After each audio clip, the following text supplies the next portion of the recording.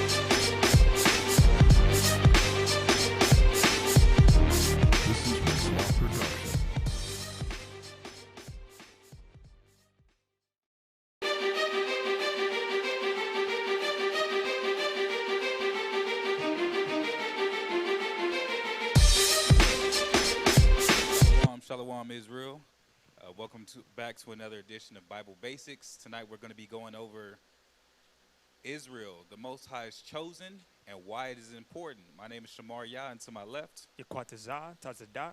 Yakwataza. About to light it up tonight.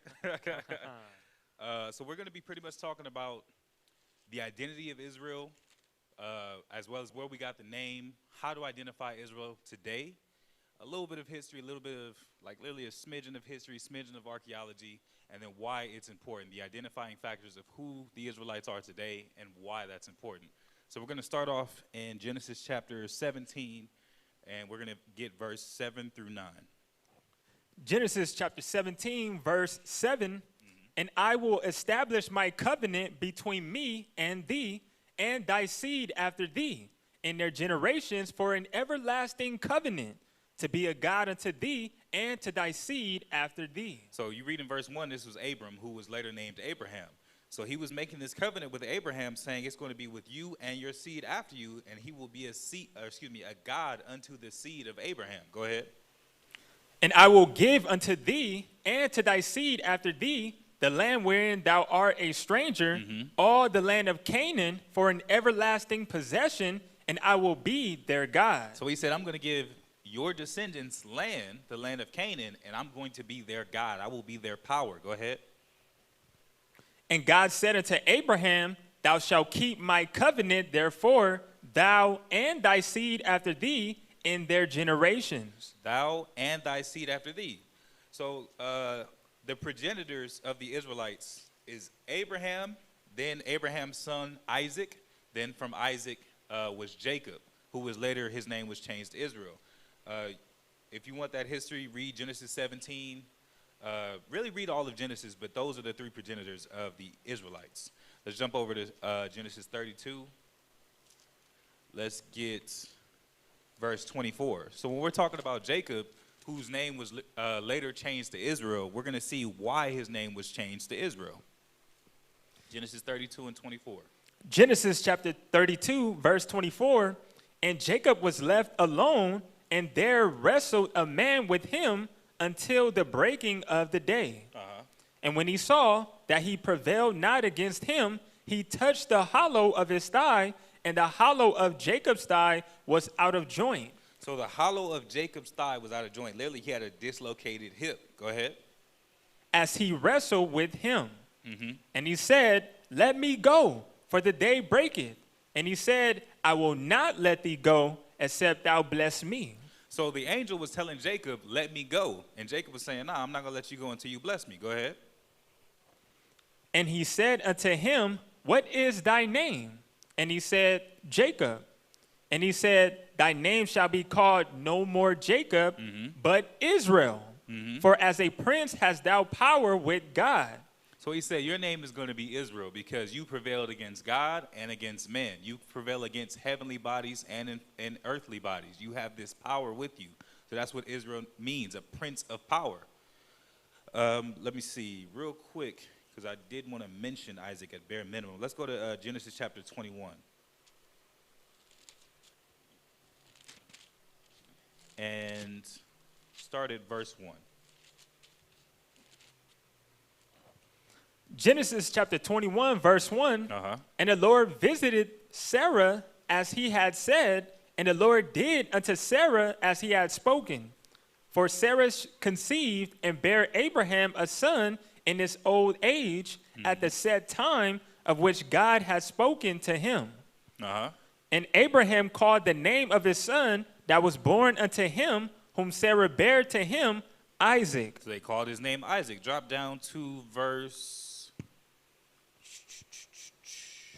10.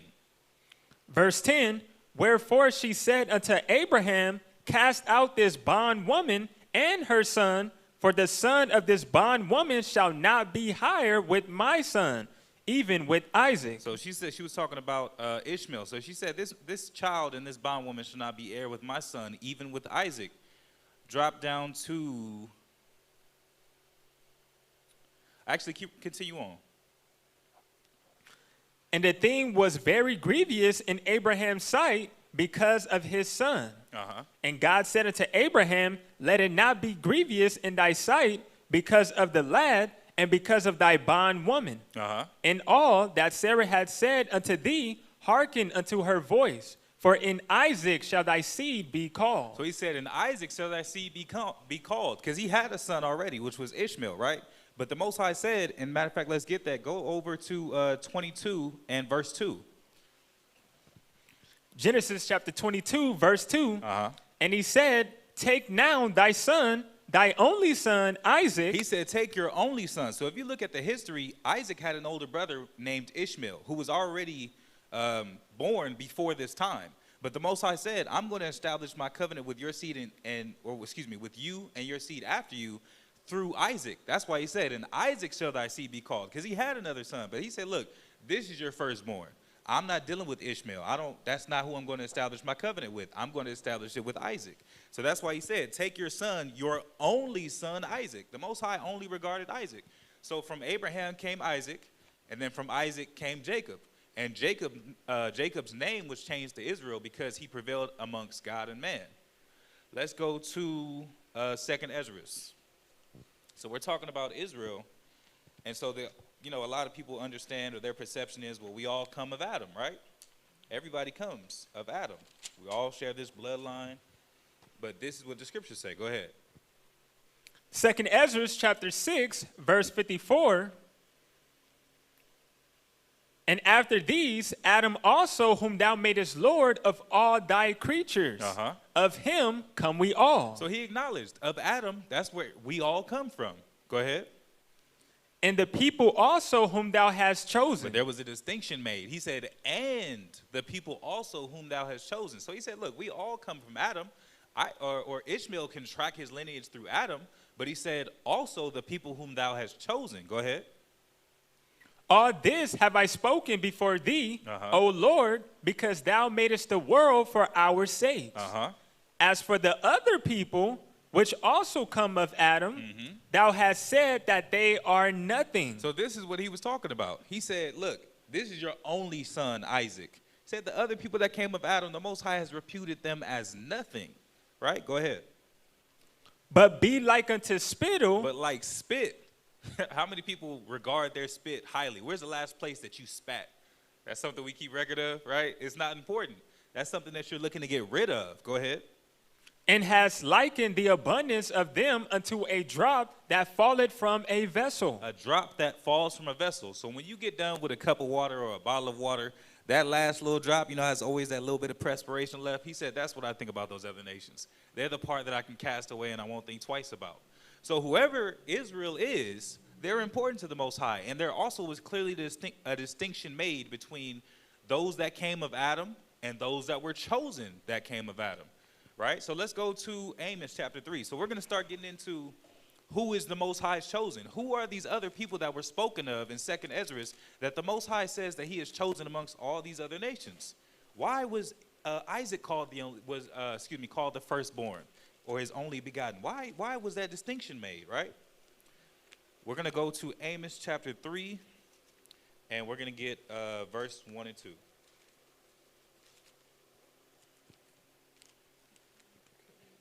Because there was a difference between these peoples. And a lot of people, and that's another thing, like so many of our people, I talked to a brother earlier today, and his belief, of course, coming out of Christianity is that we're all God's children. We're all equal in God's eyes, everybody, but that's not the case. When we get into the scriptures, the Most High said, look, these are those that I have chosen that come of Adam, and these are the rest of them. Go ahead. Amos chapter 3, verse 1. Hear this word that the Lord has spoken against you, O children of Israel. O children of Israel. Go ahead. Against the whole family, which I brought up from the land of Egypt, saying, you only have I known of all the families of the earth. So he said, you only have I known. Mind you, he also said above that, he said, against the whole family which I brought up from the land of Egypt. Look at that story, right? When Moses parted the Red Sea, Israel walked across that ocean floor. And when the Egyptians followed behind them, the Most High closed the sea and killed them all. So why is it that one life was regarded higher than the other, right? So he said, I brought this family up from the land of Egypt. Then he goes on to say, you only have I known. You're the only nation out of all the nations that are on the earth. all these different things that came about. And even look at how he dealt with Ishmael. He said, okay, I heard you. I'll make him a king. I'll have princes come out of him. But he's still not who your seed is going to be called by. I've chosen Isaac. He said, you only have I known of all the families of the earth. Go ahead. Therefore, I will punish you for all your iniquities. He said, and then he said, and I will punish you for all your iniquities. Let's get Leviticus 25 and 55. So that's another thing that is very clearly a identifying factor. Who's being punished for their iniquities? Because you see a lot of, everyone can acknowledge, anyone can tell you, the white man has been the destroyer of the earth. He's been the colonizer.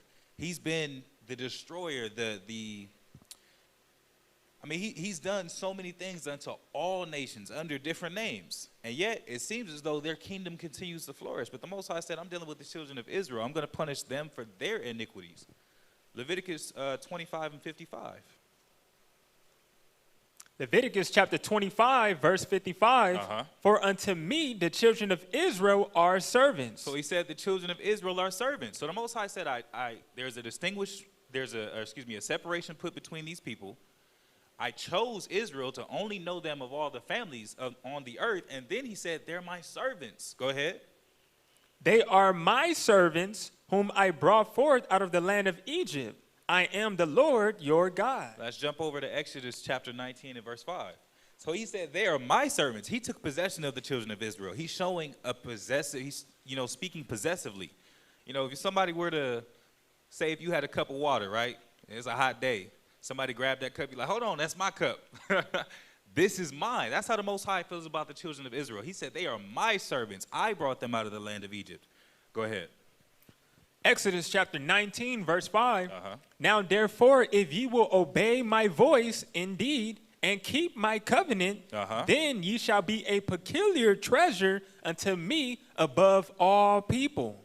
For all the earth is mine. So he gave the children of Israel a covenant, which we're going to explore later. He said, if you keep this covenant, you're going to be a peculiar treasure unto me above all people. Go ahead. For all the earth is mine, and ye shall be unto me a kingdom of priests. A kingdom of priests. A kingdom of priests. Go ahead.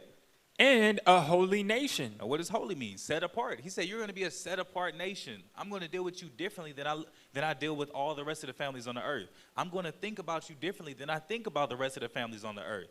So whoever these children of Israel are, there's something special, right? Go ahead. These are the words which thou shalt speak unto the children of Israel. Now let's jump over to 1 Chronicles chapter 17 and verse 22.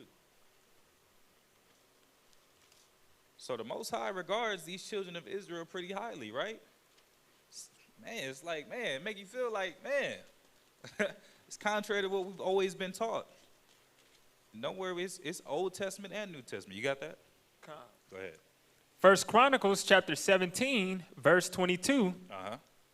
For thy people Israel didst thou make thy own people forever. Thine own people. Again, speaking possessively, he said you made them your own people for how long? Forever. Forever. Go ahead. And thou, Lord, becamest their God. He said, and you became their God. Let's jump over to Zechariah chapter 2 and verse 7. So he said, they're your people, and you became their God. So this is contrary to popular belief. The Most High is only dealing with the children of Israel. He's regarding highly the children of these people. Or excuse me, the children of that man, the children of Israel. Go ahead. Zechariah chapter 2, verse 7. Deliver thyself, O Zion, that dwellest with the daughter of Babylon. For thus saith the Lord of hosts, after the glory hath he sent me unto the nations which spoiled you. For he that toucheth you, toucheth the apple of his eye. The apple of his eye. Go ahead and get Joel 2 and 27. He said the apple of his eye. So when we're speaking about the children of Israel, there was a separation made. There was a clear choosing that happened. There was a selection that was made. And he said, they're my servants. They're a nation of priests. They're a set-apart people. and they're the apple of my eye.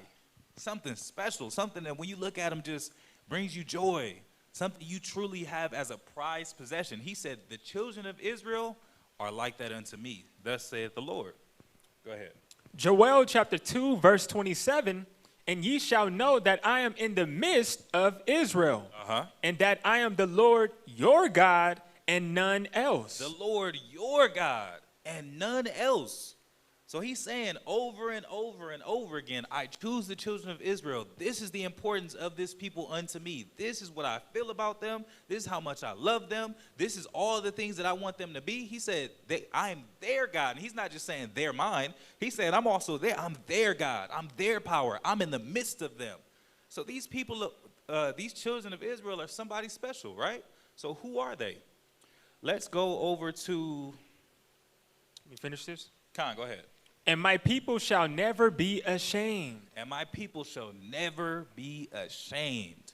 So these are all the references in the Old Testament, right?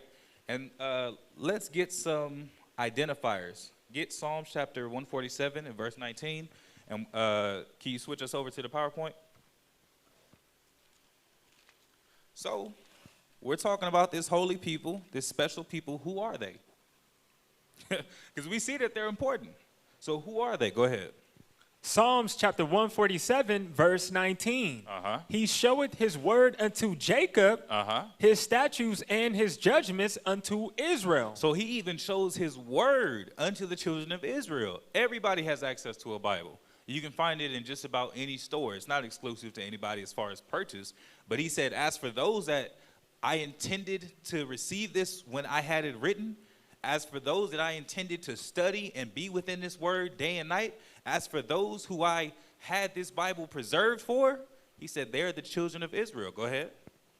He had not dealt so with any nation. And he hasn't dealt with any other nation like that. Go ahead. And as for his judgments, they have not known them. And he said they haven't known his judgments. So when we're talking about who are the children of Israel, we have to identify who these people are, right? Let's go over to Deuteronomy chapter 28. Let's get this. Ooh. So let's go over to, you can switch, keep it on the PowerPoint. We're going to be on the PowerPoint for a little while. Deuteronomy chapter 28, let's read verse 1 and 2. Deuteronomy chapter 28, verse 1.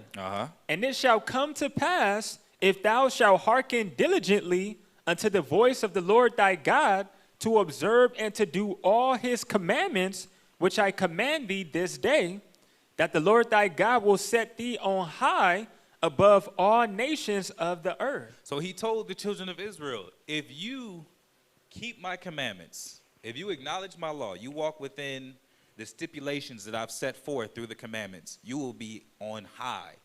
Can't nobody touch you. Can't nobody come against you. And verse 3 through 14 are all blessings that the Most High said will be upon the children of Israel. I'm going to give you all these things. I'm going to put you on high above the earth. I'm going to make you, above even the physical things. But let's drop down to verse 15. Verse 15, but it shall come to pass, if thou wilt not hearken unto the voice of the Lord thy God, to observe to do all his commandments and his statutes, which I command thee this day, that all these curses shall come upon thee and overtake thee. He said all these curses. So he set forth an ultimatum to the children of Israel. He said, if you can keep my commandments and you acknowledge me, you follow the laws, you're going to be on high above all the other nations. And if you read verse 3 through 14, we're not going to get it, but you can read it on your own time. He set forth he had planned for the children of Israel all these blessings that went into rulership, financial power, went into authority, being able to lend unto the other nations. And, all nations would have had to come to us as Israel. He said, but in verse 15, if you don't do that, it's going to be the flip side. Instead of blessings that are going to overcome you and overtake you, it's going to be curses that are going to overcome you and overtake you. So let's get some of these curses, right? Let's get some of the identifying factors. Cursed shalt thou be in the city, and cursed shalt thou be in the field. So this one's a double, actually, right?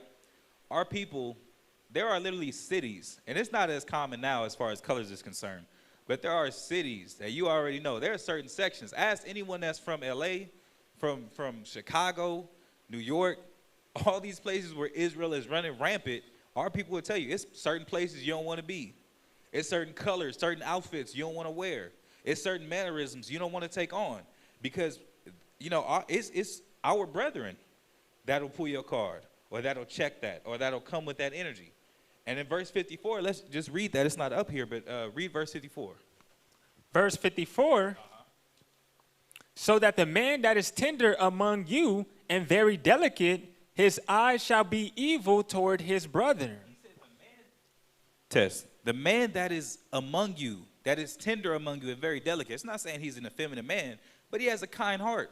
He has love and compassion for his people. It said the man that was once loving and compassionate towards his people, his eye is going to be evil towards his brother. Now we're a tribal society, right? We talk about that. Now that has been utilized against us. It's about colors. It's about hoods. It's about streets. Our cities are cursed. The conditions of our cities are cursed. Our brothers have evil eyes towards one another. Man, what that nigga looking at? It's a problem like, damn. Good morning, Ock. What are you looking at? He looking at me too long. He looked at me the wrong way. He looking over here too. It's just anything can ignite a spirit within our people of just anger and hatred towards one another. And it's in the city. He said, cursed shalt thou be in the city, and cursed shalt thou be in the field. The man that is tender among you, very delicate, his eye is going to be evil. Ooh, let me see how I'm going to pull this one up. I just wanted to show this as well. Skid Row, right? Yeah, Skid. If you're not from this is tent cities that are in California. Switch it over to us just for a moment.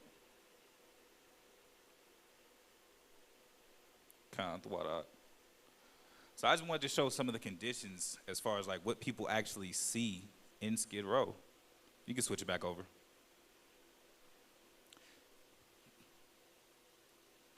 So when you say cursed shalt thou be in the city, look at the conditions that our people live in. We won't watch the whole video, and there's no audio that actually accompanies it. It's just somebody doing a drive-through, right? Doing a drive-through of downtown LA. This is the parts of LA that people don't show you. This is the part that you don't see in the commercials. And look who's out there. Look who's out there. Look at the people that are out there. Our people living in these conditions, living in the city.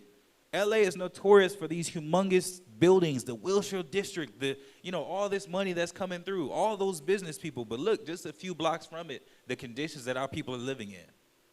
This is outside of gangs. This is outside of, all the other tribulations. Just look at the conditions. Brother walking into the middle of the street, some kind of weapon on him, green light. He don't even worried about the car that's coming at him. He don't care. That's crazy. You want to say something? It's just crazy. Like, man, the conditions are cursed. People don't care about their lives. People ain't worried about nothing. Just day to day, cursed in the city. Look at how many tents there are. Goes on for blocks. Blocks and blocks and blocks, street after street, every direction. Tents. Tent cities. And look up Skid Row. Look on YouTube, all the interviews that they've done out there. People will tell you it's people living in tents that selling drugs, pushing hardcore heroin, pushing crystal. They doing the drugs themselves. They shooting up other people, people sharing needles. Like when you say cursed in the city, look at what we're talking about. But it's not. But who is this happening to predominantly? It's our people, Israel. So-called Negroes, so-called Latinos. This is happening to our people. So when the Most High said, cursed shalt thou be in the city, look at Wilshire District, Fairfax District, the so-called Jewish. They're not living like this. I'm yet to see a Jewish person be homeless, see them on a corner, see them sleeping in a tent. I'm yet to see them living in conditions that the children of Israel are supposed to be under. That's something that, I don't know, it's something that ain't right. Right, this was one of the cleanest streets that I saw in this clip. And he's gonna make this turn, and it's just right back. Boom. Baskets with no stores. People with no homes, no hope. This is the children of Israel. When you're talking about curses, look at the conditions of our people. Who on this earth is cursed? Look at that. Humongous, just big tents. People have been set up for a minute. Tarps, whatever they can come up with, whatever they can survive with, whatever they need, whatever they can find. It's our people trying to find a way to survive. All right? Let's go back over to this PowerPoint. So I just wanted to highlight that because I feel like, well, maybe people do know about that, but I just, every time I see it, you know, you can go, if you're in LA, you can see it in person. It's devastating down there. So we're still talking about curse without being the city. So this is for the Negro only. Israelites are predominantly so-called Negroes, Latinos, and Native Americans. So you see over here on the left side, Negroes, right, picking them cotton fields. There's no debate about that kind of history. He said, curse without being the city and curse without being the field. People been picking cotton, even after slavery. Grandparents that came from the South, you know, they have 14, 16 kids in one family because that was more hands that could be working. People to this day that, or people that are alive to this day that were in those fields picking cotton at young ages. You able to walk, you're able to work. And that's the conditions of our people. And then modern day, our people are still out there in the fields with the 10 tribes, right? They're still picking or working the field. They're still living like that, working for pennies, working for nothing, cursed. Let's drop down to verse 31. So I'm not going to hit, if it's not already clear, I'm not going to hit every single curse.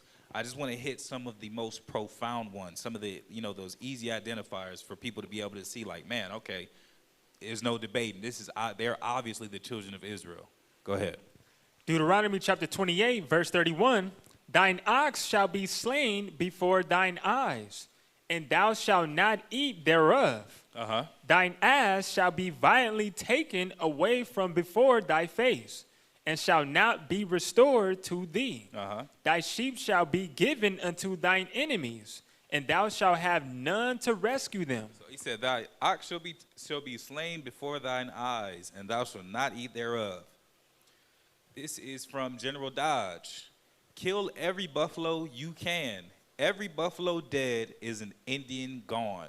On May 10th, 1868, Sherman contracts General Sheridan and says, as long as buffalo are up on the Republican, the Indians will go there. So these are literally piles of buffalo skulls. That's a man up there. That's a man. There's so many, these are all buffalo skulls. Look at the mountain of skulls that he's standing on. And that's a man right there for reference. That's how high that pile went. That's another, this is a man as well. That's how high that pile went. So when the scriptures say your ox is going to be slain before your eyes, there's going to be nothing that you can do, you're not even going to partake. Because the so-called Native Americans, they did what? The ox was very important. It was pivotal in their culture. They used the skin for clothing, for their tents, for housing, right? They used the hooves as instruments, weapons, and tools. They used pretty much every component, and they believed in not wasting the buffalo. So when Esau learned that, they was like, you know what? Every buffalo that we can kill, consider that an Indian gone, because they rely so heavily on this buffalo. If we can destroy the buffalo, we'll destroy them. Who does that fit? So-called Native Americans, right? But this was a curse put upon the children of Israel. Go ahead. Verse 32. Verse 32, thy sons and thy daughters shall be given unto another people, and thine eyes shall look and fail with longing for them all the day long. And there shall be no might in thine hand. No might in thine hand. Sons and daughters given unto another people. Who is this happening to? Look at the assimilation of the so-called Native American culture. How they were taught, kill the, what was the quote? Kill the Indian, save the man. Learn how to get them to go from this brother here to this man. This is the same person, mind you. Just get rid of everything about him that's Indian. So they sent them off to boarding schools to be assimilated, to learn the culture, the ways, the language of Esau. Sons and daughters given unto another people. Did you finish all of that? Come. Look at it. So we can't say, and I just wanted to, I specifically targeted some of the 10 tribes because a lot of people argue that it's Negro only African Americans, but you got to do your due diligence, do your research. This is just a snippet, so to speak. Do your research. 1 Thessalonians 2 and 15. Excuse me, 1 Timothy 2 and 15. Thy sons and daughters shall be given unto another people. Look at it. So we already know with the so-called Negroes that we were in fields. You know, and look at the conditions of slavery, right? If you had a daughter or a son, you didn't have any control of that child. You didn't have any control. You didn't get to choose when they got up. Master came and woke all the slaves up, kids got to get up too, unless they were too young to work. But once they was able to work, they was right there in the fields side by side with our people, side by side with the adults. Look how young these children are, posing for pictures, cotton sacks. They're out picking. Sons and daughters given to another people. But then your children get older, or hell, even when they're young, Edom might desire them. But they have a wicked eye. They have wicked desires. They say, look, so-and-so, or I got a friend. We've seen the slave movies. I got a friend that's coming down from this plantation. You show him a good time. You send your wife up there. You send your daughter up there. My buddy's coming through. He likes your kids. We didn't have any strength in our hands. Slaves being married off, being sold from one plantation to another. Your son, I mean, just imagine your son, your daughter on that auction block. Sold to this fine gentleman over here for $300, $100. And you don't know what's going to happen to that child. You don't know what's going to become of them. You may not even ever see them. You may not have even been there during the auction to know who actually bought your son or your daughter. Our children have gone unto another nation. And then I paralleled it with today, right? Today. Most teachers, right? What percentage of black teachers do we have, right? You went to public school? Oh, okay. You say what? Oh, okay. Of your teachers, were they predominantly white or Negro? Mostly white. What about you? Mostly white. Same thing, right? It's across the board. And Malcolm X said only a fool will let his enemies educate his children. But we don't have a choice. If you don't enroll your children in school, what is that? I believe that's actually a federal crime, truancy, right? You can literally be fined. You can be arrested. And you see all these sisters. I've seen a number of sisters in the news and the media that sent their children to a better school in a different zip code and were arrested or fined for it. You have to give your children up unto these other people. You can't even try to go put them in some kind of better school because you see how flawed the one around the corner is. If you can't afford to live over there, you don't even get the right to that education. And even if you do have a so-called Negro teacher, because I've heard people argue that, well, I had a teacher that taught me that, and I had, all right, cool. But whose curriculum did they teach you? Of whose knowledge did you learn? Not according to us. Esau orchestrated that. Esau is telling your children what they should and should not know. Telling them they have to know all this American history by this age. They have to know this history at this point. Esau setting the standards, the standardized tests, the SATs, the CATs, all those things, even the IQ test, all those things are works of Esau. Our sons and daughters are given unto another people. Drop down to verse 36. Verse 36, The Lord shall bring thee and thy king, which thou shalt set over thee, unto a nation which neither thou nor thy fathers have known, and there shalt thou serve other gods, wood and stone. So he said, first, you and your king that you set over thee shall be taken unto a nation which we have not known. This is not our land. I asked your brother earlier, I said, how did you get to America? He said, I was born here. I said, yeah, you're a child of a slave. We're the descendants of slaves. That's the reason why our people are over here. We didn't come over here on planes in whatever age. We didn't have the option of immigrating on boats. We didn't have that as our history. We've been born here. We're how many generations down the line born so-called Americans? Because our people we've been taken into captivity. He says, so you're going to be in a nation which you have not known, and there you shall serve other gods. What's the main two biggest religions that our people will cling to? Whether it's so-called Negroes, whether it's so-called Latinos, even of the so-called Native Americans, though they're a little more resistant to the Christianity. It's Christianity and Islam. Wood, that wooden cross that everybody worships, it's on your church a few times. In the church, it's on the wall at home, it's on the bookshelf, it's around the rear view mirror in the car. People got it around their necks. People got the little ones on the shelf. People pray unto it at night. People got prayer drawers and stands. All these different things. The Most High said you're going to worship wood. And what is this? The Mecca stone. As far as I understand, they say you're not a real Muslim until you go and you take that pilgrimage to the Mecca stone. To the what? The stone. Worshiping wood and stone. But who is doing this?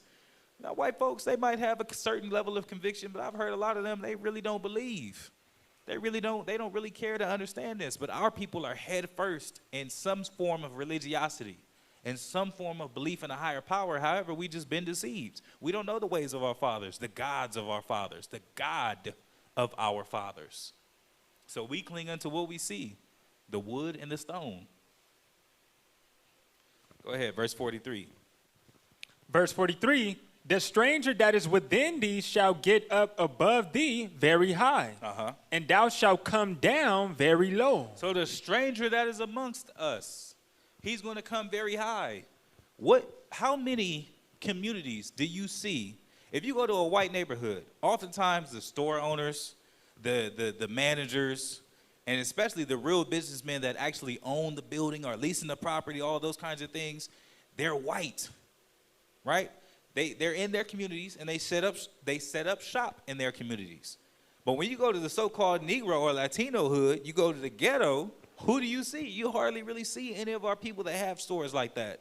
You don't see our people that have businesses like that. We're just now, after, after hundreds of years, at least 400 years, starting to try to take ownership, starting to be even allowed to own businesses and operate the way that we're trying to operate now. But these people that come from these other lands, they have visas. They get special grants. There was a lady that lived next to my house when I was a child, growing up in my mother's house, straight out of Africa. And not those that are the remnant of Israel out of Africa. She knew she was like African. She was of the lineage of Ham. Let me put it that way. She was a Hamite. We was like, man, it's you by yourself. You got 2 kids, and you working as a preschool teacher. Your salary ain't nothing. How did you get this 3-bedroom, 2-bathroom house with a front and backyard? Oh, I have a grant. Oh, they gave me this amount of money. Yeah, when I applied for citizenship, I had all these options before me. I could either start a business or get this house. So I chose to get the house. I was like, what? Where are they doing this? Oh, it's only for these other nations. It's only for those that are not homeborn citizens. It's only not for you. They come to our hoods, and this is not even, I just literally Google gas station owner. This is where I got these images from. Because it's not our people in our neighborhoods, it's the strangers. The strangers. That's another big one. The Koreans, the Chinese. They own the liquor stores. They got some gas stations, but they definitely be in that nail salon, boy. They be in there. You come in the store, hurry up and buy. Like, nigga, you got the nerve to be on my corner talking about some hurry up and buy, acting like I'm a criminal. Because they already telling you, all I want is that money.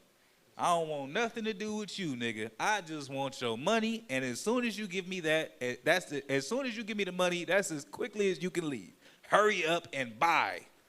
Get something and get out.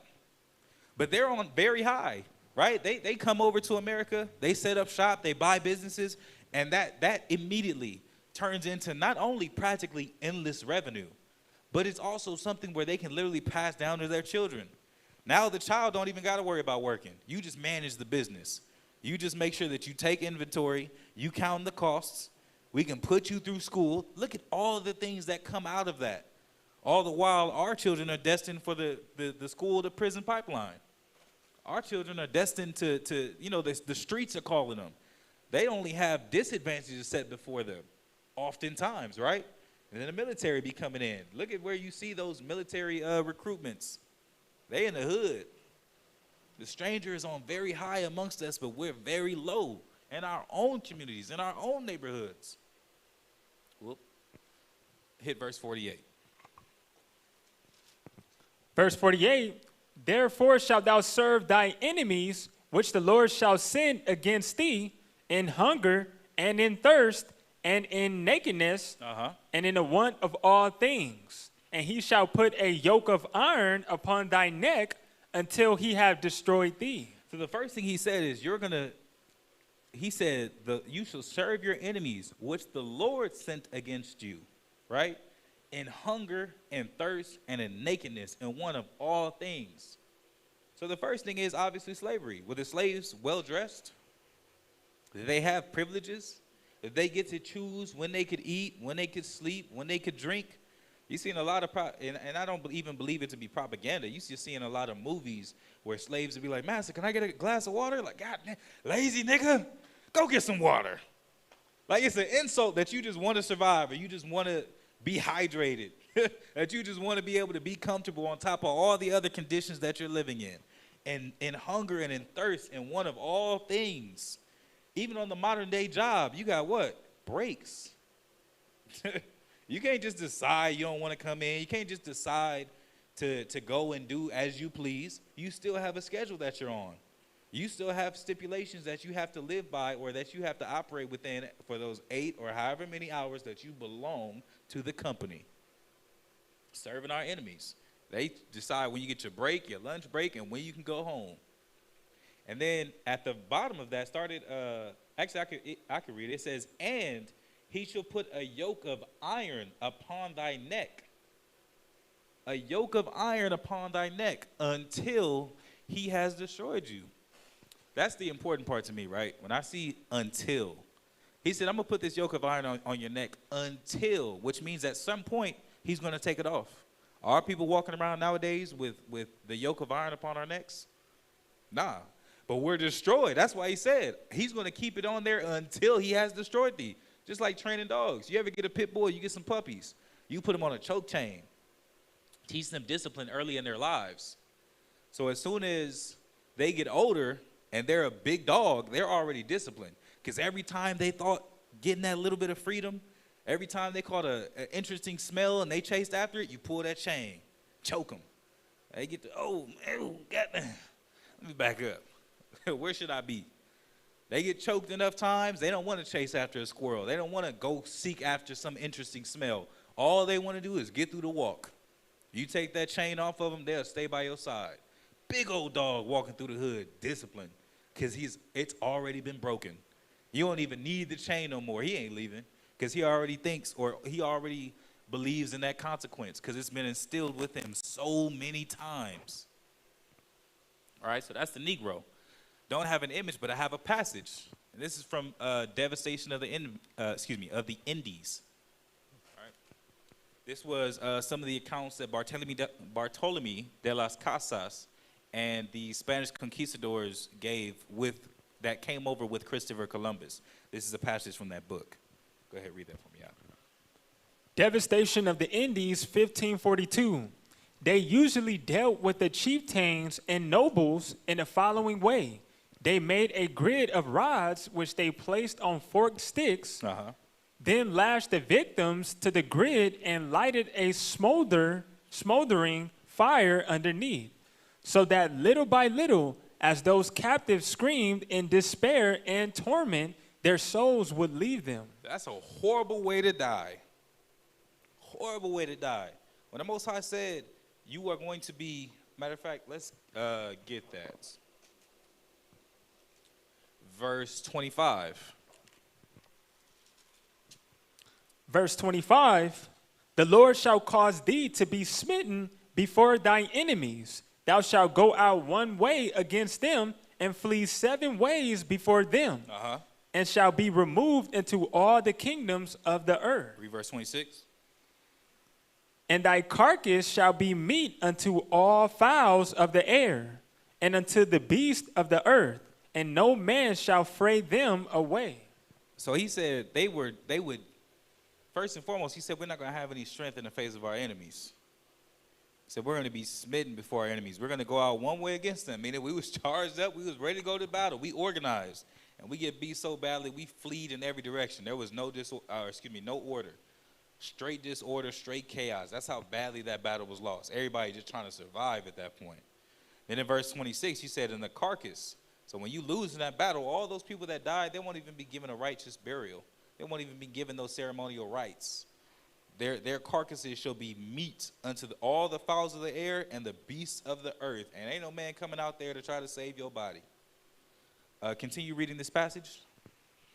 After the wars and the killings had ended. So there's those wars and killings, what we just read about in verse 25 and 26. But this is talking about the so-called Native Americans, right? Go ahead. When usually there survived only some boys, some women, and children. Everybody was destroyed. They was running for their lives. He said it was only some boys, some women, and children. All the men had already been smitten, destroyed, and they flee. Whoever did survive ran in whatever direction he could get away in. Go ahead. These survivors were distributed among the Christians to be slaves. And they were made slaves after that. So do not the so-called Native Americans of today fit the description? Go ahead. The repartimiento or distribution was made according to the rank of it and importance of the Christian to whom the Indians were allocated, one of them being given 30, another 40, still another 100 or 200, and besides the rank of the Christian, there was also to be considered in what favor he stood with the tyrant they called governor. So after that battle, whoever was left, men, women, typically, boys, women, and children, they would be distributed to the Christians. They would be distributed unto whoever it was that desired them. Some got 30, some got 40, some got 200 based on how important they were and what political ties they had. Let's get one of the most iconic, right? Verse 68. Deuteronomy chapter 28, verse 68. And the Lord shall bring thee into Egypt again with ships. So let's hold that. Go over to Exodus chapter 20 and verse 2. So Egypt is synonymous with bondage, right? It actually means fortified wall or bound, right? We're also going to get a scripture accompanied with that. Exodus chapter 20 and verse 2. Exodus chapter 20, verse 2. I am the Lord thy God, which have brought thee out of the land of Egypt, out of the house of bondage. Out of the what? Out of the house of bondage. So he said, out of Egypt, the house of bondage. So let's jump back over to verse 68. So when he says, I brought you out of Egypt, he's saying, I brought you out of bondage. Or he shall bring thee into bondage. Because historically speaking, you can bring it over to us for just a moment. Historically speaking, the children of Israel walked in and out of Egypt, right? They walked in with Joseph and the 70 souls. They walked in with Jacob and the 70 souls. And then they walked out with Moses. And then they walked in the wilderness for 40 years because the Most High was essentially vetting the children of Israel that had survived that captivity. And then they actually went into Israel, which was the promised land. Geographically speaking, you don't need a boat to get into the land of Egypt. It's pretty close. I believe you look it up on, we looked it up on Google Maps one time. I think it takes like 2 days, 11 hours, somewhere in that time frame. So you can literally walk in and out of Egypt. But that's why he said it's the house of bondage. The Most High is going to lead you back into bondage. Take it back over to the PowerPoint. With ships. Go ahead. By the way whereof I spake unto thee, thou shalt see it no more again, and there ye shall be sold unto your enemies for bondmen and bondwomen, and no man shall buy you. And no man's going to redeem you. No man's going to save you out of that. So he said, you're going to be taken into captivity, bondage, again with ships. And you're not going to see your land anymore. And when you arrive to this new land, going to be sold unto your enemies for bondmen and bondwomen, which are slaves. What nation of people on the earth has this happened to? So-called Negroes, right? Everyone knows about the Negro captivity or the Negro slavery. Everyone knows about that. That's why I also wanted to hit some of those points about the Native Americans and the so-called Native Americans and so-called Mexicans and people of indigenous descent, because, you know, we see slavery is undeniable. But they also fit those curses. This might be one of the only ones that people don't really acknowledge to be of the Native Americans, so-called Native Americans and Mexicans. But he said he's going to bring thee into Egypt again. Look at the ships. Actually, planking, right? You remember that trend years ago? Everybody wanted to plank. That term actually comes from how slaves were stacked in ships. They were planked. Look at the image all the way on the right, how they're all lined up and stacked one by another, straight. I can't remember the exact name of the book, but there was a man who was born free, taken into slavery, and I believe he found his freedom again. I want to say his name was Olado Equiano. You know what I'm talking about? Olaudah Equiano. I believe that was his name. And so he talked about the conditions of the slave ships, how people, because mind you, they were chained up for 18 months. They said oftentimes their shoulder and their hip would be dislocated during that ride because of the way they were shackled. So imagine you dislocate your shoulder and you're like that for 18 months, year and a half, just in a ship, piled on top of friends, neighbors, brother, sister. Row after row of slaves, typically naked slaves. What does that mean when you have to use the bathroom? And you're on the 6th floor. What does that mean for everybody under you? Really think about the conditions of the ships. So the Most High said you're going to be cursed. Yeah, he meant that. Cursed. All right? Let's bring it back to us for a moment. Let's get, I want to get a couple of color scriptures real fast. Let me get Song of Solomon, chapter 1, verse 5. Actually, real quick, if you're there, Job 30 and 30.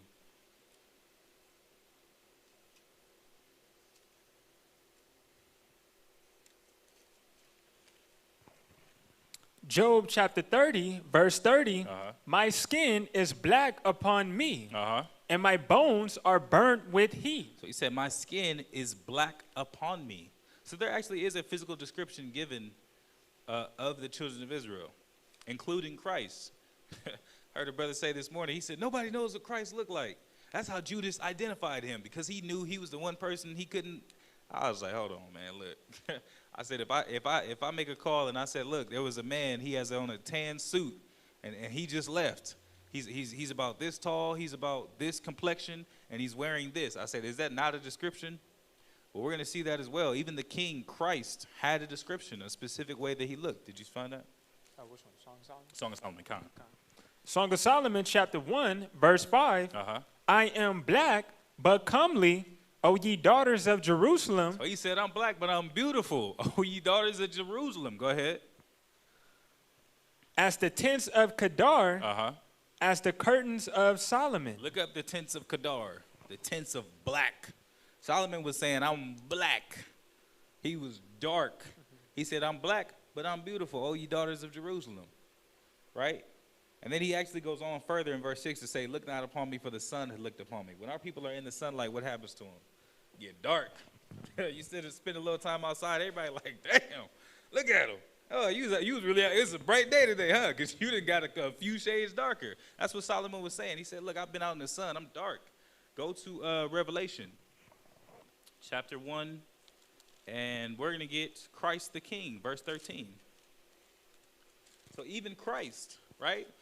We always see the depiction of him as this white man with stringy hair, sometimes with blue eyes. If that image is of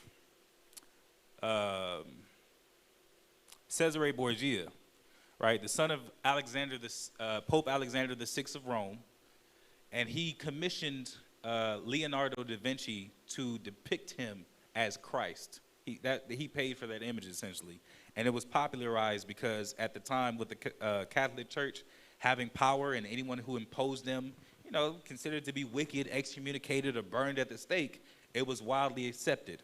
But this is the true description of our King, Christ. Go ahead. Revelations chapter 1, verse 13. And in the midst of the 7 candlesticks, one like unto the Son of Man, clothed with a garment down to the foot, and girt about the paps with a golden girdle. So he said he was clothed about the paps with a golden girdle, a garment down to the foot. Go ahead. His head and his hairs were white like wool. So his head and his hairs, his head and the hairs on his head, meaning his beard, was all white, and it had a woolly texture. So first and foremost, I mean, who has woolly hair? Who has woolly textured hair? Our people, right? And he said it was white. So even that's a strike against that image that we see that's commonly depicted of Christ. Read on. As white as snow. And his eyes were as a flame of fire. Right. And his feet like unto fine brass. Unto fine brass. Look what color brass is. Trumpets, trombones, all these different things that are made of brass. They're what? They're brown in color. Very rich brown. Go ahead. As if they burn in a furnace. And what color does anything turn if you burn it? Burn a pancake in the morning, burn a hot dog on the grill. It's going to become black. He said, I'm black like I burned in a furnace. If his feet looked that way, obviously the rest of him looked that way. So he said, man, our king was a dark-skinned man.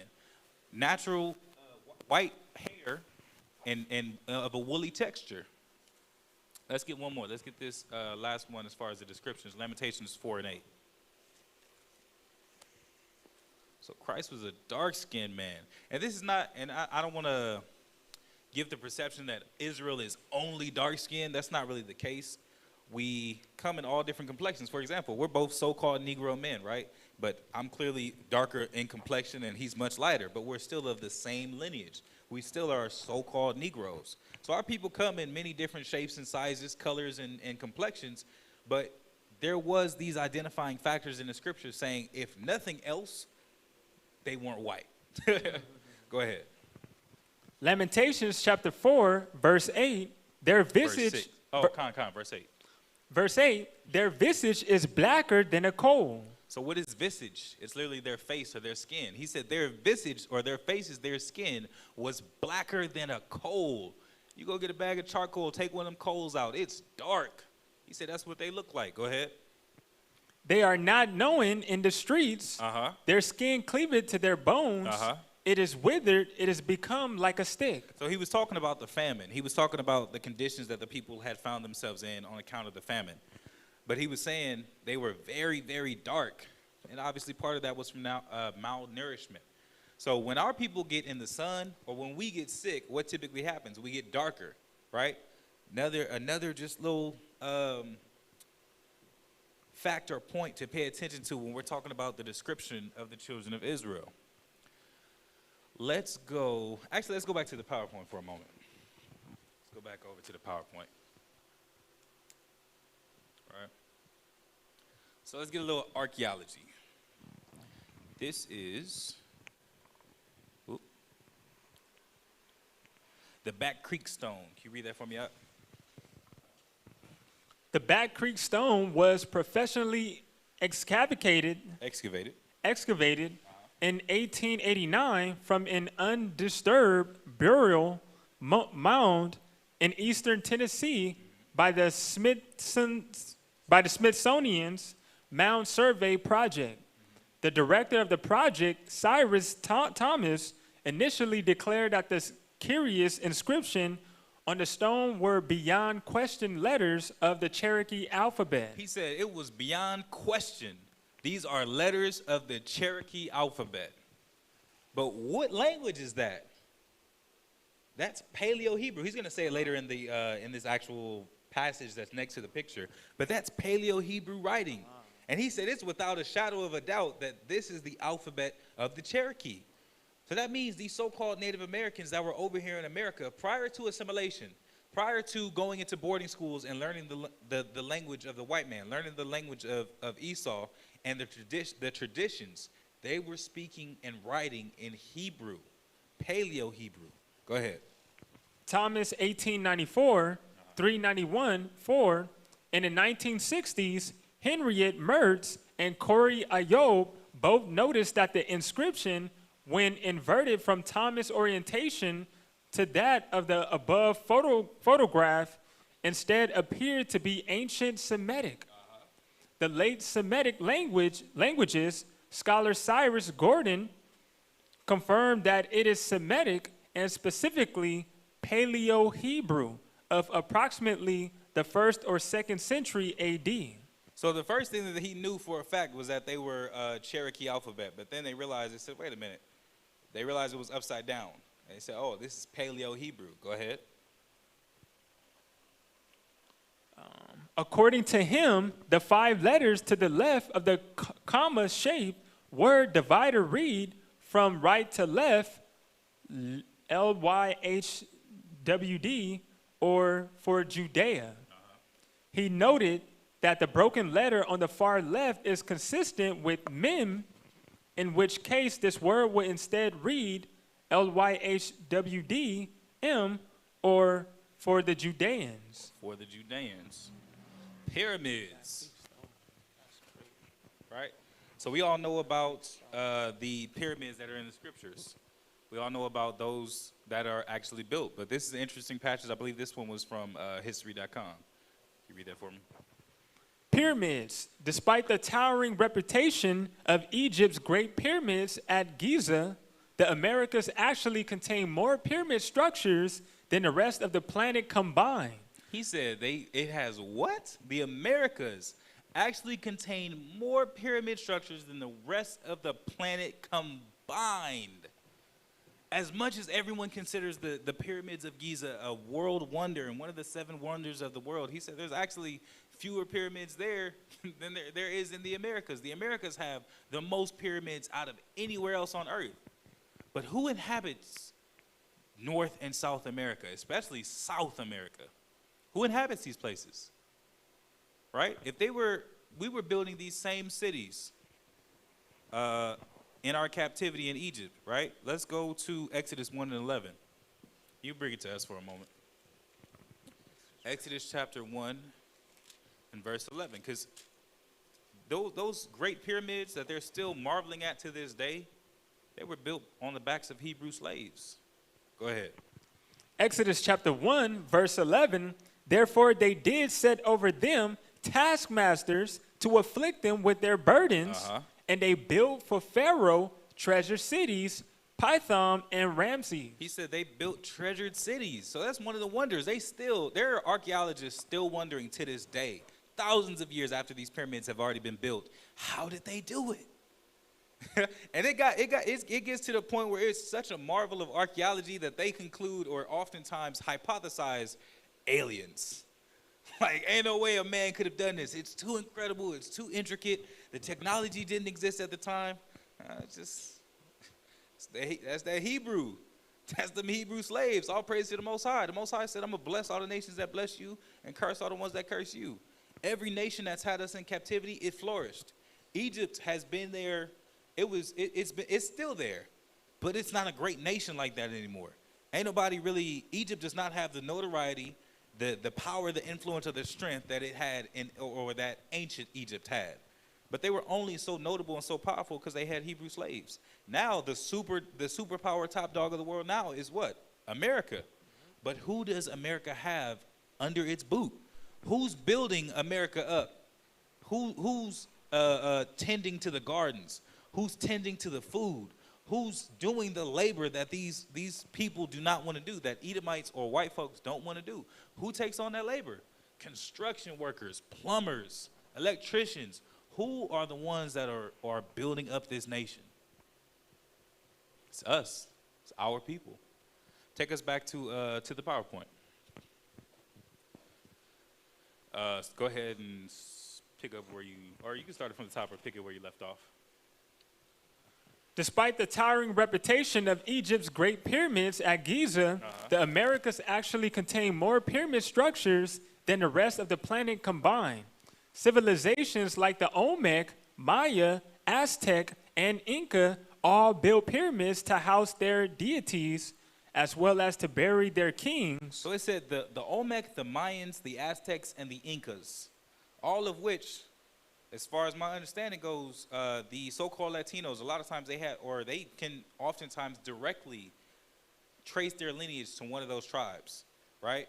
They're the descendants of those tribes this day. And they built the same marvels that we see in Egypt. So what does that mean? Because you find these pyramids only in specific places with specific people. Obviously, wherever these people are, there the pyramids will be. So we see them all scattered throughout the Americas, and the only other place that we really see them, especially that are so notable, is in Egypt. The same people that built those pyramids in Egypt for Pharaoh are the same ones that built these pyramids in Americas. Go ahead. In many of their great city-states, temple pyramids formed the center of public life and were the site of holy rituals, including human sacrifice. And it was traditions like that and rituals like that that led to us being in captivity. This one here, I believe, is in Mexico, and this one here is in Peru. But look up all the different pyramids. I didn't even know there were pyramids in America for a long time. There are, like this passage says, more pyramids in America than there are in the Americas than there are in any other place in the world. Look up that history. Look up these places.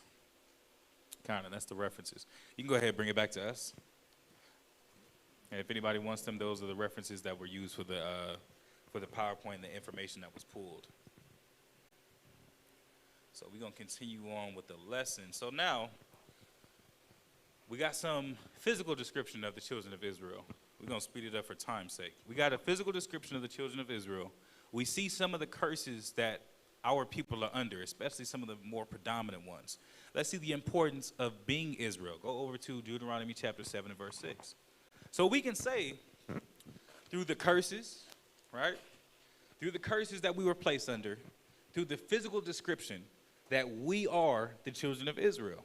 Even in the archaeology and the history that we can see, we are so-called Negroes, Native Americans, so-called Latinos, clearly of the seed of the children of Israel, right? Do you have that Deuteronomy 7 and 6? Deuteronomy chapter 7, verse 6, for thou art an holy people unto the Lord thy God. The Lord thy God has chosen thee to be a special people unto himself. He said a special people unto himself. But go ahead.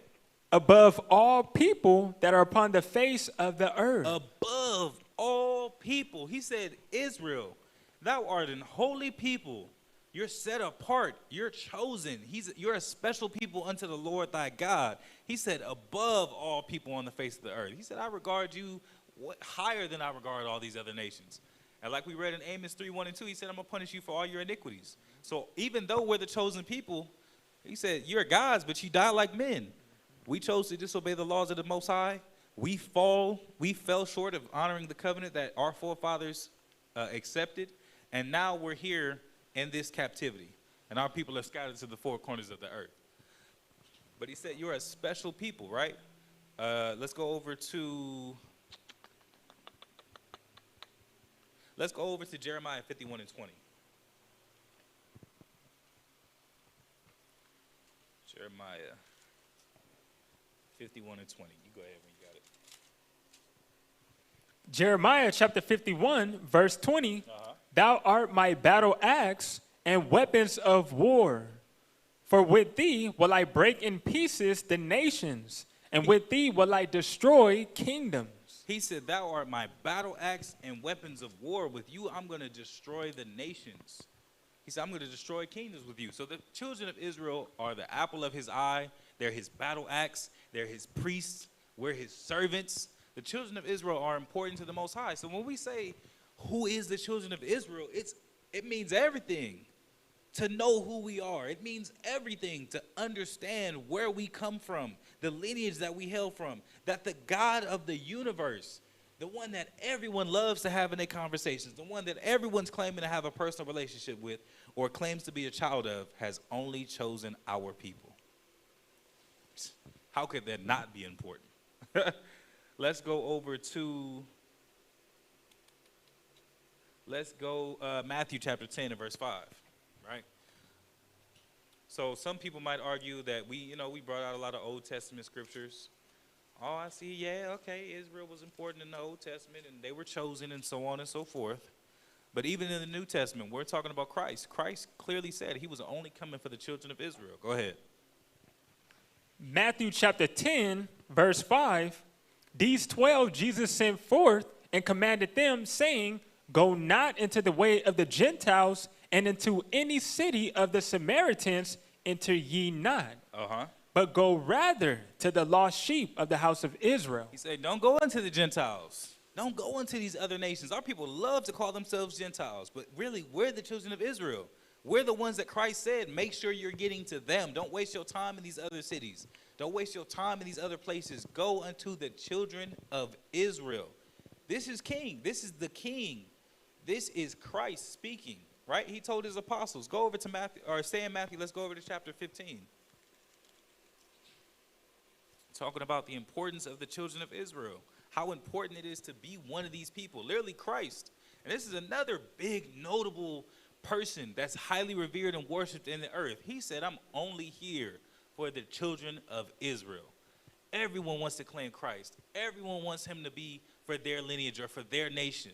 Everyone wants to, sing praises and all these things. But Christ said, look, I'm only here for them. Matthew chapter 15, let's start at verse 22. Matthew chapter 15, verse 22, and behold, a woman of Canaan came out of the same coast and cried unto him, saying, have mercy on me, O Lord, thou son of David. My daughter is grievously vexed with the devil. So she said, have mercy on me, Lord. My daughter, there's something wrong with her. She's grievously vexed. She's sick. Go ahead. But he answered her not a word. And it said it was a woman of Canaan. That's one of the descendants of Ham. So she's not of the lineage or of the children of Israel. So she came, hearing about this man who can heal illnesses and sicknesses. She came and said, hey, what do I got to do? Or please have mercy. I understand you can fix these kinds of things. I had to come and find you. First thing he did was ignore her. Go ahead. And his disciples came and besought him, saying, send her away. And all those righteous men that were with him, the disciples, everyone knows about the 12. They said, man, tell her to leave, Christ. She just keep following us, keep just asking us for stuff. Tell her to leave. She only listening to you. Go ahead. For she cried after us. But he answered and said. So when he finally does answer this woman, what does he tell her? I am not sent but unto the lost sheep of the house of Israel. He said, I'm not here for you. I'm only sent unto the lost sheep of the house of Israel. He said, I'm not here for you. All that you keep asking me to do, all that you crying after us. Ain't no telling how long she was following them, just asking them, please, please, please. He didn't answer her for a long time. Then when he did, he said, look, you're not one of my people. You're not one of the people I'm here for. But read on. Then came she and worshiped him, saying, Lord, help me. So she kept trying. Go ahead. But he answered and said, it is not meet to take the children's bread and to cast it to dogs. Oh, Lord. That's what he told this woman. He said, look, I'm only here for Israel. She's like, come on. He said, look, man, it ain't right for me to take the children's bread and give it to a dog. If you got kids, if you got a family, you got a household you got to feed, there's no way in the world, if there's only one plate per person, that you're going to try to spare or take out of your children's mouths to feed a stray dog that is laid in the front yard. No way. And Christ was telling her, he's like, look, it ain't right for me to take what's promised unto the children of Israel and what's meant for these people and give it unto you being a dog. Read on.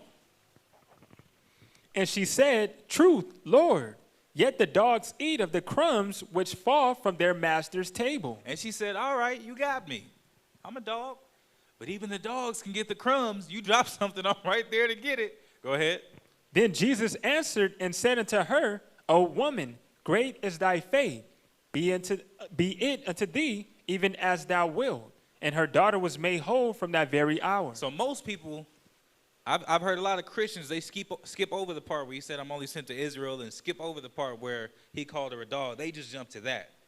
But the reality is, even though she wasn't of the children of Israel, when she cried after him and acknowledged herself as a dog, because Christ said, those my enemies that I would not, or that would not have me to rule over them, bring them hither and slay them, right?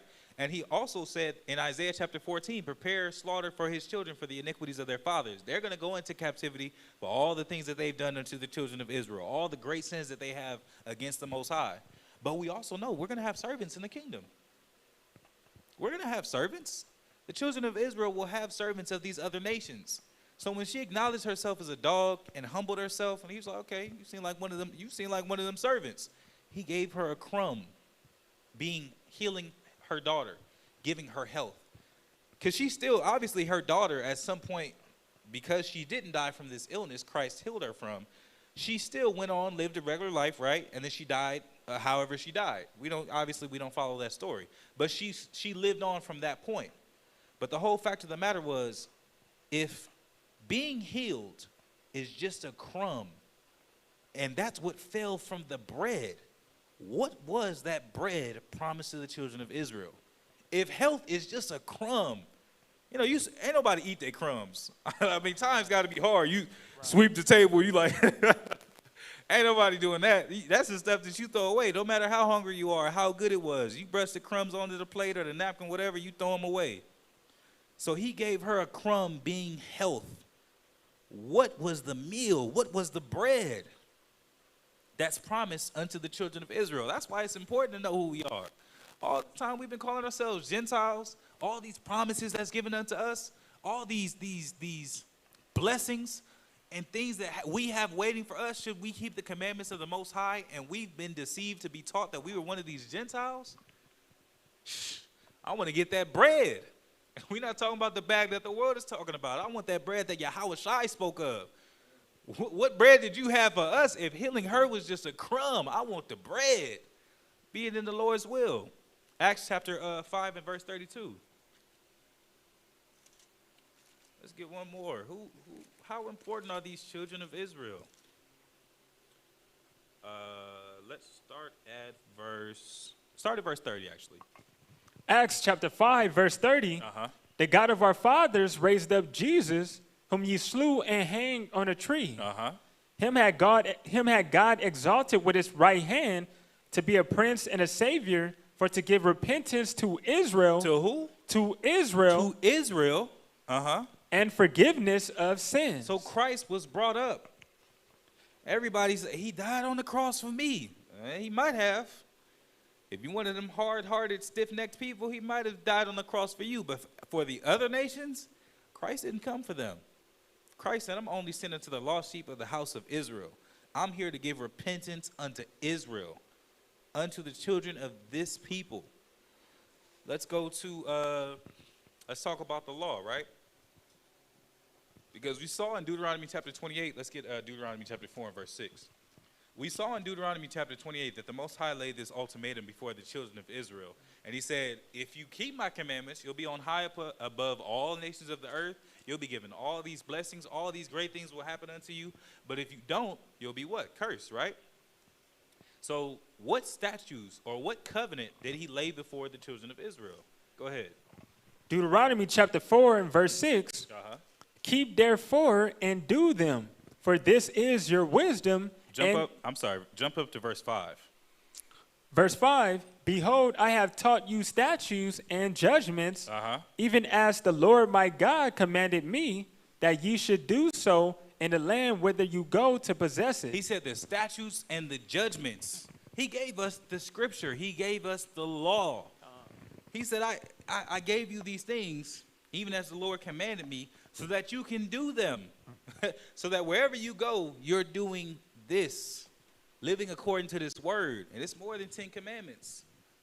I commonly hear, but I haven't counted for myself, that there were 613. How accurate that number is, I'm not sure, but I know there are a whole lot of laws. There's 5 categories, right? Moral law, as far as moral principle characters, how you should deal with your people. Civil law, like civil disputes. This man's animal killed my animal. How do we settle this? This man stole from me. How do we settle this? Sacrificial law, which is no longer instated because Christ was the last sacrifice for Israel. You have ceremonial laws. There are literally holy days found prominently in Leviticus chapter 23, where we were commanded throughout the year to have holy days, set apart days, some of which we don't buy on, some of which we don't, or excuse me, most of which we don't buy or sell on, some of which we can't cook on, but all of which we can't work on. And then there are also memorials, right? Ceremonies.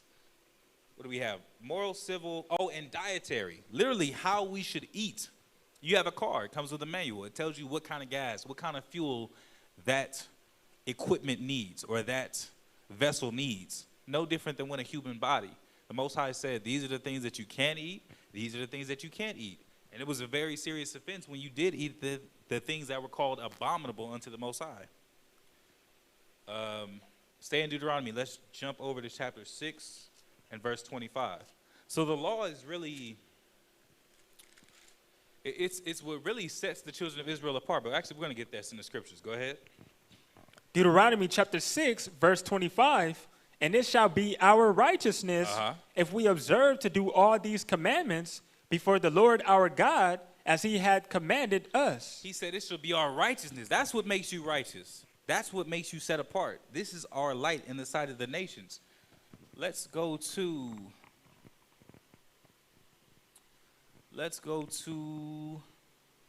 Romans chapter 9.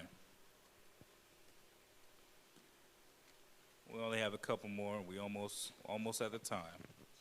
So make no mistake, Israel, the law is important. Oh, and actually, before we get that, let's get Matthew chapter 5. Sorry, hold that. Let's get Matthew chapter 5. Because I know that's going to be the next thing that comes up. Well, the law is no longer instated. Christ said, and Christ died, and the laws died with him. And that's commonly taught in Christianity. So I don't fault those that were really taught those things and indoctrinated. But that was not what Christ came to do. Because just think about this. Even before we read this scripture, the Most High gave us this law. So many people died for violations of the law. And after all that time, Christ comes and dies, and now just everybody can run wild. Rape is prohibited in the Bible. Is that now okay? Killing or murder is prohibited in the Bible. Is that now okay? Clearly not. So let's get an understanding of what it was that Christ came to do when he gave repentance to Israel and died for our sins, right? Verse 17. Matthew chapter 5, verse 17. Think not that I am come to destroy the law or the prophets. He said, don't think I'm come to change these things. I'm not come to alter the law or destroy the law, right? The only thing that Christ did do, which he already said in Hebrews chapter 9 and verse 10, he said that the law was a shadow of good things to come. Speaking of the law of sacrifice, he said that the blood of bulls and goats can't take away sin. So he said, don't think that I come to destroy the law or the prophets. These things that are written, they still stand. Go ahead. I am not come to destroy, but to fulfill. But to fulfill. So this is out of the Merriam-Webster Dictionary. Fulfill, to put into effect or execute, to meet the requirements of, to measure up to, right? So if you say, for example, that brother fulfills his obligations on the job, does that mean he's a lazy worker that's not showing up? No, he's doing the things that he's supposed to. This brother fulfills his obligations as a father. That doesn't mean he came and, he's not doing nothing. It means he's meeting the requirements. He's doing what he's supposed to. He's executing that role. So when Christ said he came to fulfill the law, it doesn't mean he came to bring it to an end. He came to perform it. He came to do the things that are in the law. Read on. For verily I say unto you, till heaven and earth pass. So we can look up and see the heavens, right? You can go outside right now, look up in the sky. If you see absolutely nothing, not even stars, you might be in trouble. But he said, till heaven and earth pass. And obviously, we're all standing on the earth. We're standing here on earth right now, right? He said, till these things be gone. Go ahead. Till heaven and earth pass, one jot or one tittle shall in no wise pass from the law. A jot, if you draw a lowercase I, that little line, and then the dot above it, a jot is that little dot. And a tittle, if you draw another line and you put a line through it, it becomes a lowercase t. That tittle is that little line that becomes a t. And if you were to take that little that line out of that t, it would look like what? It would look like a number 1, an L. It would pretty much look different. So he said, until heaven and earth pass, not even the small little details, as far as this law is concerned, he said, they shall not change till what? shall in no wise pass from the law till all be fulfilled. He said, till all be fulfilled. So I had a brother ask me earlier. He said, well, what hasn't been fulfilled? Christ hasn't come back, for one. The children of Israel haven't been raised into the kingdom. We're not at the end. All things have not been fulfilled. All things have not been concluded. Let's go to, now let's get that Romans chapter 9. Let's get that Romans chapter 9. We're going to start at verse 3. Romans chapter 9, verse 3. For I could wish that myself were accursed from Christ for my brethren, my kinsmen, according to the flesh. So he was saying, he was like, man, I wish there was something more I could do. I wish I could have had that same burden or taken on that same responsibility. I wish I could have, been accursed from Christ. For my brethren, my kinsmen, according to the flesh, who are what? Who are Israelites. Who are Israelites. To whom pertaineth the adoption. So when we're talking about the adoption, we're talking about the children of Israel. All those people that, they were adopted in and grafted in and all this other kind of stuff. He said the adoption pertains to the children of Israel. Go ahead. And the glory. And the glory. Go ahead. And the covenants. The covenants. The agreements made between man and the Most High. The covenants. The contracts. The stipulations. The law. The statutes. The commandments. All those things only pertain to the children of Israel. Go ahead. And the giving of the law. The giving of the law. Not only, he said his word was showed unto Jacob, but then who were the teachers and ministers of the law? They were Israel. Go ahead. And the service of God. The service of the Most High. And the promises. Go ahead. Whose are the fathers. He said, and these people belong to the Father. We saw it all in the Old Testament. Now we see it in the New Testament. These people belong to the Father. And of whom, as concerning the flesh, Christ came. And that's who Christ came for. So when we're talking about being an Israelite, look at all the things that are coming with it of massive or critical importance. He said all these things pertain to the children of Israel. Go ahead. And Christ came for them. Go ahead. Who is over all, God bless forever. Amen. Amen. Let's go to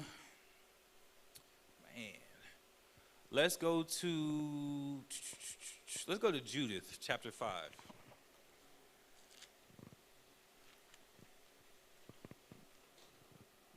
So for the sake of time, we're going to cut some of these out, but I hope to have given an understanding unto those that are curious, unto those that question, or unto those that are new and are looking to be edified, why it's so important to be one of these children of Israel, who they are, how you identify them, who they are today, some archaeological and historical references and evidence, and then let's get in the scriptures to see what it meant when we were righteous, when we were keeping the law before our God, how important the law is to still be amongst us as a people. Judith chapter 5.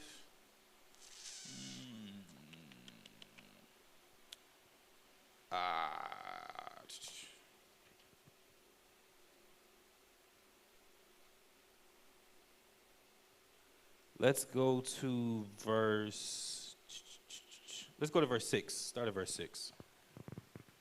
Judith chapter 5, verse 6.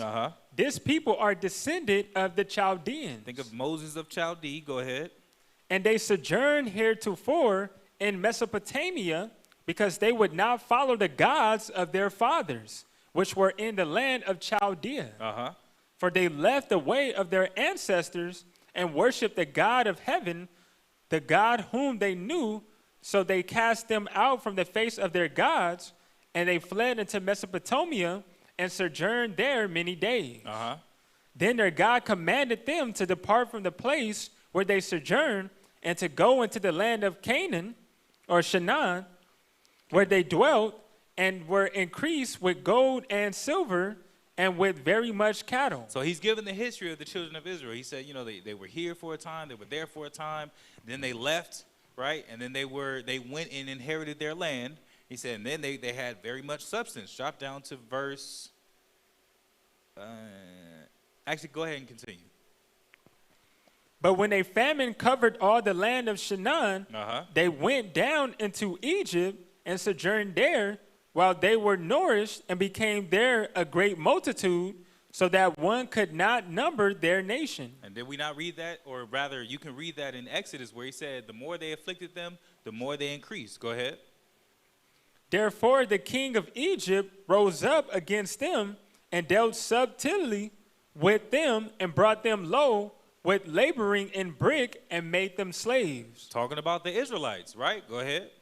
Then they cried unto their God, and he smote all the land of Egypt with incurable plagues, so the Egyptian cast them out of their sight. So this man, what's really happening was there was a general that went up, and he was looking at the land of Israel. And he pretty much consulted, with his chiefs or his generals or his captains. And there was one man among them who was given the history. He was like, look, these people over here, they're descendants of the Chaldees. They dwelt in Mesopotamia, then they went into the land of Canaan, then they went into the land of Egypt. And when they were delivered out of Egypt, the Most High smote their gods. He did these things unto Pharaoh. So he understands the history of the children of Israel. Drop down to verse 17. Verse 17, and whilst they sinned not before their God, they prospered. And he said while they were keeping the law, they were keeping the commandments. And you know that sin is the transgression of the law by 1 John chapter 3 and verse 4. We're not going to get it. But he said while they sinned not before their God, they prospered. Because the God that hated iniquity was with them. But when they departed from the way which he appointed them, they were destroyed in many battles very sore. He said when they departed from that law of God, they were destroyed. Those curses were put upon them. Go ahead. And were led captives into a land that was not theirs, and the temple of their God was cast to the ground, and their cities were taken by the enemy. He said when they were wicked, when the Most High, if they kept the commandments, the Most High was with them, because he said he hated iniquity. He dwelt amongst them. He said that he chose the children of Israel, but that there were stipulations that came with that love. It's not just an automatic choosing, or let me say this. It's not an automatic seat that you have that will just live with endless privileges regardless of our actions, repercussion free. That's not what the Most High laid out. The Most High said, if you keep the commandments, I'll set you on high, and if you don't, I'm going to curse you. Even as far as getting into the kingdom, you have so many people, and we'll touch on that real briefly. We'll have so many people that, you have somebody wicked that was living a wicked life, and everybody says the same thing at the funeral. He's in a better place. I'm like, what? Man, the worst of this man, it's not to say that he couldn't have repented, but as far as, we're talking about those that didn't. Like, man, he's in a better place. There's a stipulation to getting into the kingdom of heaven. It's not even just because you're Israel. Even that doctrine goes around. We're going to get one scripture on that after this. But he said, while they sinned not, they were prosperous. And when they began to sin, they were destroyed. Verse 19. But now are they returned to their God and are come up from the places where they were scattered and have possessed Jerusalem, where their sanctuary is, and are seated in the hill country, for it was desolate. He said, now they're doing pretty well. Go ahead. Now, therefore, my Lord and governor, if there be any error in this people, and they sin against their God, let us consider that this shall be their ruin, and let us go up, and we shall overcome them. So he said, look, man, I know the history of this people. He gave them some of that history, and he said, look, if there's any kind of iniquity in them, if they're wrong and they're not living righteously, he said, okay, then that'll obviously be the end of them. We have obviously a chance to go in and conquer and take, and we'll be successful because they're being wicked and their God is not with them. Go ahead. But if there be no iniquity in their nation, he said, but if they doing right, we get down there and we see some fringes and beards, and we see, no swine's flesh being sold. We see they shutting down for the Sabbath. We see that they're honoring the law of the Lord. He said, go ahead. Let my Lord now pass by. He said, we shouldn't touch them. We don't want them problems if they living right. Go ahead. Lest their Lord defend them and their God be for them, and we become a reproach before all the world. He said, but if they doing right and their God is with them, he said it'd be best for us to leave so that we don't be a reproach, have a negative reputation. Like everybody pretty much know, like, damn, look how the Most High did them. He said, we don't want to be a part of that. So if they doing good, let's leave them alone. This is going to be the last scripture because I just want to bring a little balance. Matthew 3 and 9. Actually, this is not going to be the last scripture. I'm going to get one more after this. Go ahead. Matthew chapter 3, verse 9. Because like I said, there's still a stipulation that sets forth. Just because we're Israel does not mean that we're guaranteed rulership or we're guaranteed that privilege if we're not keeping the commandments. That's the important part. We have to keep the commandments of the Most High. Go ahead. Matthew chapter 3, verse 9, and think not to say within yourselves, we have Abraham to our father. So he's like, don't think just because you're of the lineage of the children of Israel that what?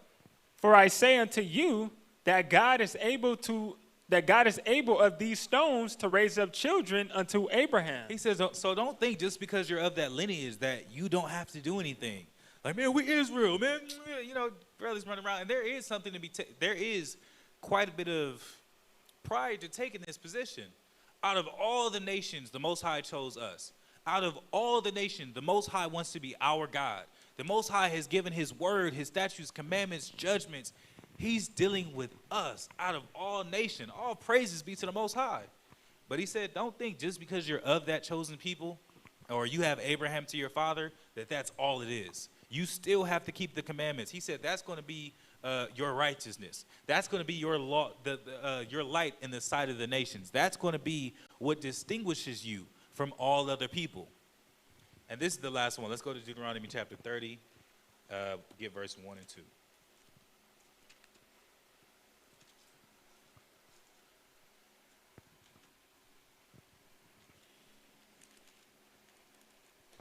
So this is the end all be all. Go ahead. Deuteronomy chapter 30, verse 1. And it shall come to pass when all these things are come upon thee, the blessing and the curse which I have set before thee, and thou shalt call them to mind among all the nations, whither the Lord thy God have driven thee. So he said, when it's all said and done, it came to pass, whether it was the blessing or the curse, and he said, and you begin to remember. Go ahead. And shall return unto the Lord thy God, and shall obey his voice according to all that I command thee this day, thou and thy children with all thine heart and with all thy soul. And we see the things that have happened unto us, whether it was blessing or curse. He said, and we choose to return unto the Most High, right? We choose to turn back, us and our children, with all sincerity, doing everything that's within our power to be able to honor and uphold the laws and the commandments of the Most High. Go ahead. That then the Lord thy God will turn thy captivity. He said, then the Lord thy God will turn our captivity. No more skid row, no more curses, no more living at disadvantages, no more living in ghettos, no more busted up streets, no more being harassed, no more nations hunting our steps, no more tribulation, no more trials, because we're righteous and keeping the laws of the Most High. Go ahead. And have compassion upon thee, and will return and gather thee from all the nations whither the Lord thy God hath scattered thee. And he said, the Most High said he'll have compassion upon us and he will gather us up. That's what we're in the process of doing now. We're literally in the process of learning the law, rehearsing the righteous acts, and waiting on our Savior, teaching our people to do so, instructing our people as the prophets before us to go out and, or rather to keep the commandments, going out and compelling the people to do right by the Most High. He said, that's what will make me turn the captivity of the children of Israel. You have anything you want to add? Nope. Well, all praise to the Most High, Israel. I hope this lesson was edifying. I hope it gave you a little bit of everything, at least if nothing else, a sense of direction if you want to go and study further to, solidify. Because the scriptures say, study to show thyself approved. So if there's any other questions you have, of course, you can always reach out. But this, I'm hoping, gave you a foundation of knowing who we are, knowing how to identify Israel, knowing who we are today, right? Understanding the importance of the law, like he said in Romans 9, and then understanding that we have to come back and keep the commandments in order to get right by our God, which would then in turn our captivity. And with that, we say shalom. Shalom.